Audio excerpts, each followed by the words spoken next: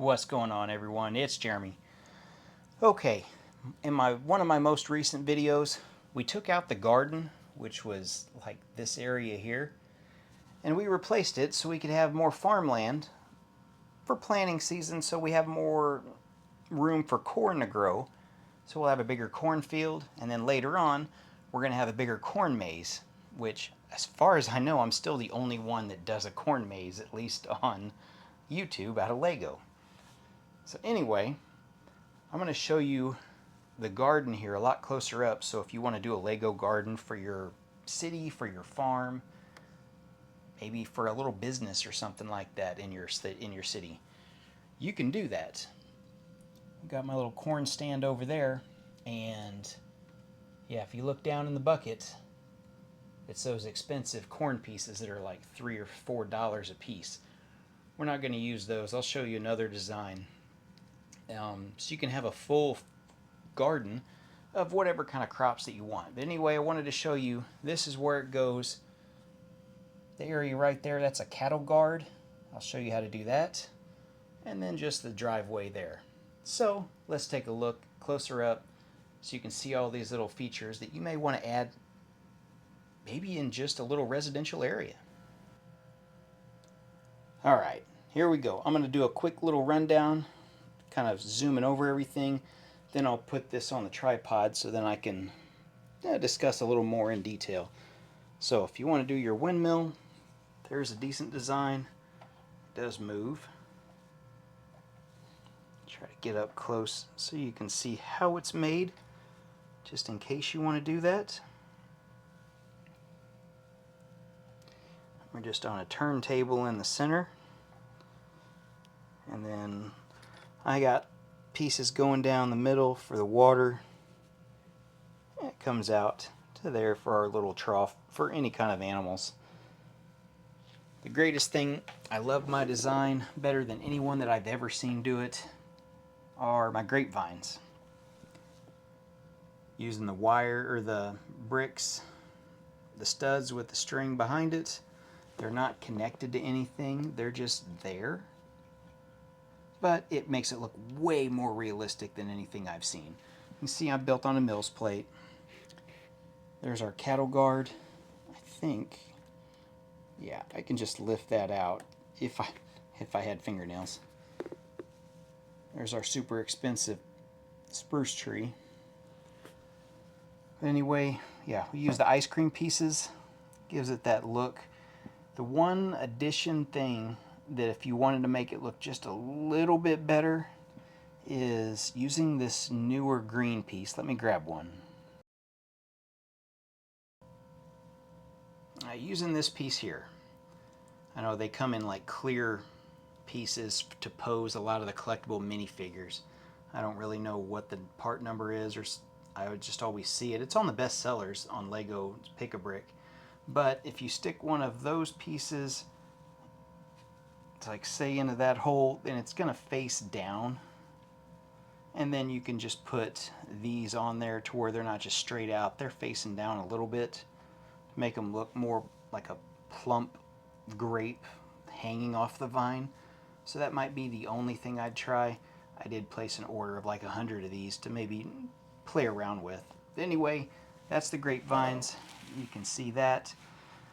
Thinking about building a grape separator machine, or I'm not even sure what it's called, to pick grapes. It kind of goes over the top of the rows, so I don't know yet. I've still got to learn a little bit more about them. I've not seen them in person, so it's really hard for me to visualize what they are. All right, the corn, you'll see my cornfields if you already haven't. If you have, maybe a dozen times. This is how I do my corn. And there's different ways to do it because you can do multiple pieces on the top, and I try to do different ones where there's only one yellow tassel on the top or two. That way everything's just a little bit different size, which is way more reality than building 500 or 1,000 of the same exact thing. So just minor changes like that create just a different look. So that's the cheapest way for me to do corn if I'm doing it. I think I've got like 600 or 700 different corn stalks. I'm not sure what the count is. It's going to be two 32 by 32 base plates plus a little bit more. So that's a great way for that.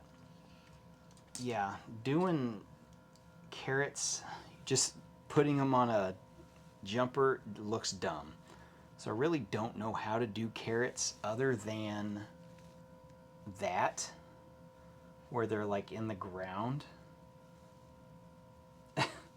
So the best thing I've thought of to do is just put them in the wheelbarrow. Now pumpkins, I don't have a pumpkin patch in this usually because I'll do a huge pumpkin patch that might take up more than the space of the garden. So you've got different designs. I love this new color that came out for the pumpkins. It's that darker color. And then just the minifigure head design. So having all different ones in your pumpkin patch, that works out great too.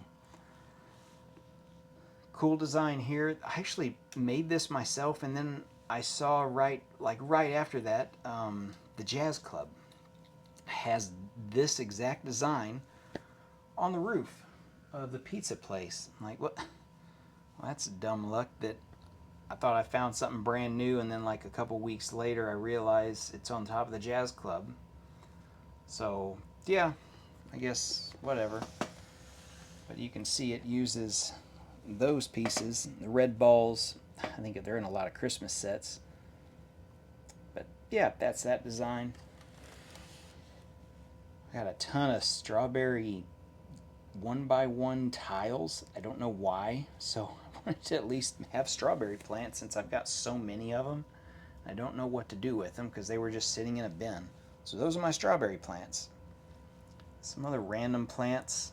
Looks like one died. We've got some other ones. We got a weed growing there. I don't know. Maybe it's some cabbage or something like that. My sunflowers. The design, keep in mind I made this design 4 years ago. I'm really not completely happy with it now. I think I've seen one or two new ideas that I might switch over. But you can see how they're made. They work out totally fine. For me, I'm content with it because it's not really a focal point of my farm. But if I were to do a full field of just sunflowers, I think there's a better way to do it that I've seen, and I would do that. But with only 6 sunflowers, yeah, I'm good with this, just leaving it. So anyway, my little spruce tree.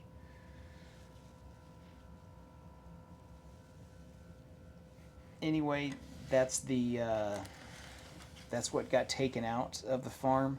It'll go back in eventually once we get some other stuff done. We just rotate out the farm.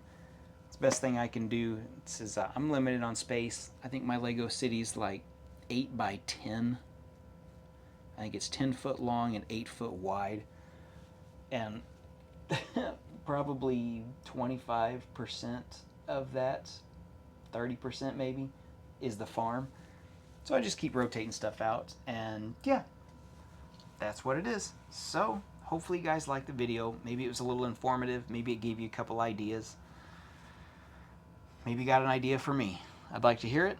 So other than that, thanks for watching, everyone, and we'll see you in the next one. And check out the other farm videos if you have any other interest in seeing more farm content. There's a huge farm playlist. I know there's over 500 farming related videos between long form and short, Lego Shorts, YouTube Shorts. So yeah, check them out. Thanks for watching.